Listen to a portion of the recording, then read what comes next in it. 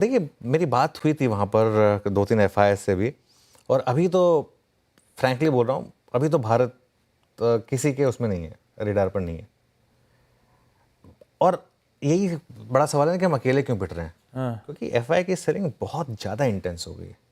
अच्छा, पिछले साल तक क्या एक्सक्यूज़ दिया जा रहा था कि हम अकेले नहीं हैं, सारी इमर्जिंग मार्केट में पैसा सेलिंग हो रही है, वो कुछ हद तक सही भी थी। लेकिन इस साल तो हम कुछ हद तक अकेले ही पिट रहे हैं।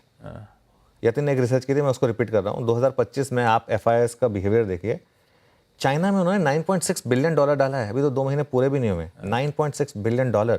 और ब्राज़ील में $1.5 बिलियन डाला है। आज थोड़ा सा हमारे लेट चल रहे हैं ग्राफिक्स, कोई दिक्कत नहीं। और आप देखिए, हमारी मार्केट में सेलिंग हो रही है, लेकिन यहाँ पर तो बाइंग आई है। 9.6 बिलियन, $1.5 बिलियन। आप इस साल एमएससीआई के रिटर्न्स देखिए। एमएससीआई चाइना ने 13% रिटर्न दिया है, एमएससीआई ब्राज़ील ने 15% का रिटर्न दिया, और एमएससीआई भारत -5% है। अब इसी टेबल पर रहते हैं, इसमें एक और चीज़ ऐड कर देते हैं। अगेन ये फ्राइडे को यतिन ने प्रेजेंट की थी रिसर्च। एमएससीआई चाइना 12 टाइम्स पर है, एमएससीआई ब्राज़ील 9 टाइम्स पर है, और एमएससीआई इंडिया 24 टाइम्स पर है ना।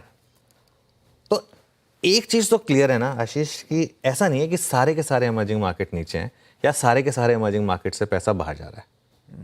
मैंने आपको 2 बड़ी इमर्जिंग मार्केट दिखा दी जहाँ पर पैसा भी आया है और जहाँ पर रिटर्न्स भी जबर रहे हैं। 13 और 15% के रिटर्न 2 महीने मिले हैं आपको, उससे ज़्यादा और क्या चाहिए, है ना। अब इसमें एक जो लॉजिक यूज़ कर रहे हैं लोग कि भाई भारत का बाजार काफ़ी महंगा है, इस वजह से पैसा नहीं आ रहा है, लेकिन वो हमेशा महंगा रहा है। अब आप मुझे बोलिए कि ये ओबेरो 360 में क्या मैं फ्लैट ले सकता हूँ? मैं नहीं ले सकता, क्योंकि वो महंगा है, लेकिन वो हमेशा महंगा है।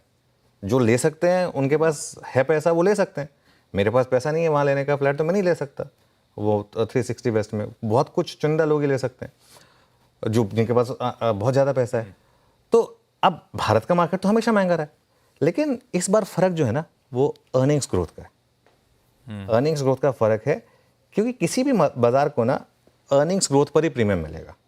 अगर आपकी अर्निंग्स ग्रोथ स्ट्रांग होगी तभी आपको प्रीमियम मिलेगा। मैं एक एग्जांपल देता हूँ। HDFC बैंक फॉर एग्जांपल, क्यों वो 4 times price to book trade करता था? क्योंकि वो 30% की अर्निंग्स देता था। आज क्यों HDFC बैंक, वही HDFC bank 2 times price to earnings पर आ गया, वो प्राइस टू बुक पर आ गया? क्योंकि अर्निंग्स नहीं आ रही है। बहुत सिंपल है। बजाज फाइनेंस को अभी भी वो मल्टीपल मिल रहा है जो बजाज फाइनेंस को पहले मिलता था, क्योंकि बजाज फाइनेंस की अर्निंग्स अभी तक इंटैक्ट है। तो इसी तरीके से भारतीय मार्केट में भी आपको प्रीमियम तभी मिलेगा जब आप उस तरीके की अर्निंग्स ग्रोथ जो जिसके लिए आप जाने जाते थे वो दिखाएंगे। अगर वो नहीं दिखाएंगे तो फिर वो थोड़ा सा डी रेटिंग होगी।